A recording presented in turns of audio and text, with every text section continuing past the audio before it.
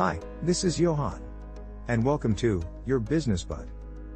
There is someone who will prove to you that wealth does not come from having a big salary, but by having a purpose, right behavior, self-realization, and making good decisions. This is Ronald. He was born on October 23, 1921. His parents were farmers, and even though his family's lifestyle was like that, it did not stop him from finishing high school. Because they are poor, and he wants to study, he walks 4 miles every day to get to school. And he did so until he could finish school in 1940. In fact, he was just the first high school graduate in their family, and that kind of achievement was a big deal at the time.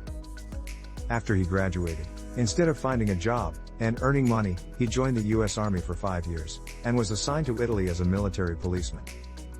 After his service, he returned to Vermont, the place where he grew up. And there he worked as a gas station attendant and mechanic for 25 years. In 1979, at the age of 58, Ronald retired. But because he was used to doing things, he only took a year off, and immediately looked for a part-time job at JCPenney as a janitor. Ronald worked there for 17 years. Ronald was a simple man, he wore almost the same clothes every day. He only drives an old car, and his acquaintances know how frugal he is. But what most people, including his wife and children, do not know is that, while Ronald was working as a janitor, he was investing in the stock market. He often goes to the coffee shop in their area every morning to read the newspaper, and he always borrows a book from their local library to study how the stock market works, and which company pays big dividends or interest. He just continued investing and studying the stock market until the value of his investments grew. In 2014, at the age of 92, Ronald passed away.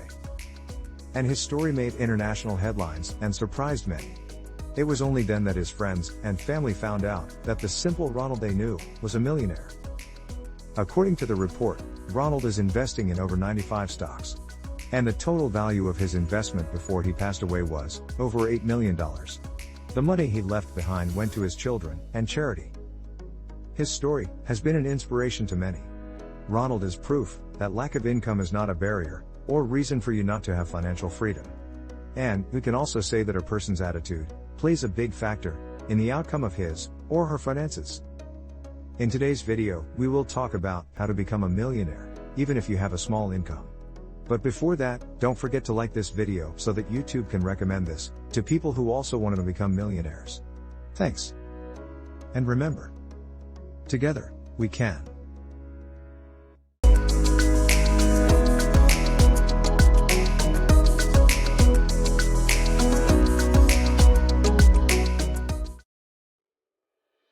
Tip number 1. Be disciplined with your money. In our modern age, we can no longer avoid the temptation to spend. Many companies sell their product via ads we always see on social media and friends offering their merchandise. Everywhere you look today, there are so many things you can buy, and so many encourage you to spend. There is nothing wrong with acquiring things, as long as you need it. We all know that it is more important to save than to spend, no matter how small your income is. We also know that we need to budget, because we don't want to overspend and have huge debts. If we are not willing to change our behavior, and just let our hard-earned money go to useless things, it is also unlikely that our pockets will be full. I believe that all the results we have today come from our mindset, or the quality of our thinking. If you don't have a mindset similar to that of a millionaire, you also won't make decisions that will improve your life. So you must change your mindset, and be disciplined in handling your money. If your monthly income is $1,500, just spend $1,400, and save $100. If you receive a commission, or bonus on your work, or extra money in your side hustle, add all of that to your savings. You also create a personal budget, so that you can easily eliminate unnecessary expenses, and so that you can monitor where a large percentage of your income goes. We have a famous saying: if you really want to do something, you'll find a way. If you don't, you'll find an excuse. And being disciplined with your money is the first way on how you can become a millionaire. Tip number 2. Find the right investment. Investing money is one of the most effective ways to get rich. But because it is an investment, it also comes with risks. So it is very important to be careful, and do not rush to invest. First, take enough time to plan what type of investment you should go for, and whether it matches your financial goals. It's not that, because you've just heard about a new investment opportunity, you also want to invest right away. You must understand that we are all different. We differ in age, temperament, knowledge, life goals, and risk tolerance. These differences simply mean that what worked for others may not work for you. It's best to sit down first and make a plan of what your future goal is. What investments are you willing to study, and what type of investment will give fulfillment to your goal? Investing is not easy, whether it is short-term or long-term. So it's good to know what to consider before you start. Tip number 3. Be patient. Having patience is one of the behaviors you must have to get rich.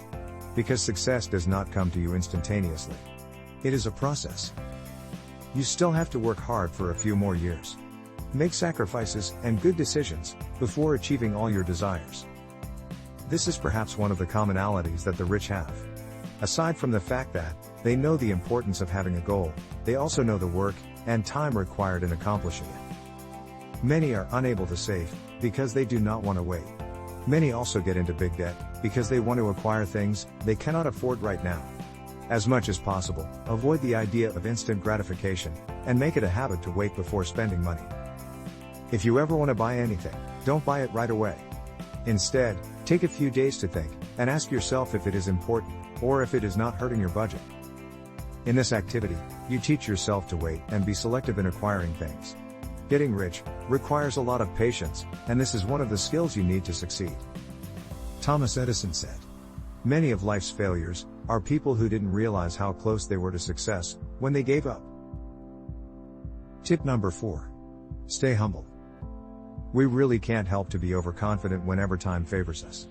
When we are earning more than enough, we can buy the things we always wanted to buy, and we feel like we are in a much better position than most people. This attitude is normal whenever we have accomplished something. But did you know that when you become attached to your success, and you forget the process, this will also start to decline your growth? Our success is only a result, or reflection of our behavior. And when you have an attitude similar to an arrogant person, you will have a hard time improving, because you feel like you already know everything. There is no place for an arrogant person to improve, because he does not know what to change in himself. If you want to get rich, you have to be humble. You have to admit to yourself that you still have a lot to learn, and that you are still willing to learn from others. Even though you already have a lot of money, you have already achieved something in life, and you have already established a lot of things. Instead of focusing on success, focus on the process, and continue to improve yourself. That's what Steve Jobs said. Stay hungry. Stay foolish. Tip number 5. Take control of your emotions. Have you ever experienced spending a large amount and regretting it eventually? Or do you always tend to impulse buy due to the hype on social media? Many of us have experienced or are experiencing this. And most of us also make decisions based on our emotions. One of the goals we all have is to be happy. And we feel that we can get it by spending. You buy a new iPhone because you want to impress your friends. You will get a big house, even if you have 30 years to pay for it. There are many other things you can do that will consume all of your savings and will only give you short-term pleasure in return. Instead of giving in to your emotions, try to control them. And follow the things that are in line with your goal. Instead of thinking about what will make you happy, think about the things that will give meaning, or the things that have a connection to your purpose. I hope you learned something from our video today. Don't forget to subscribe, so you are always updated on our new financial education videos. Like, comment, and share this video with your friends. Thank you so much for watching. And may all your dreams come true. I'll see you in the next video. Bye for now.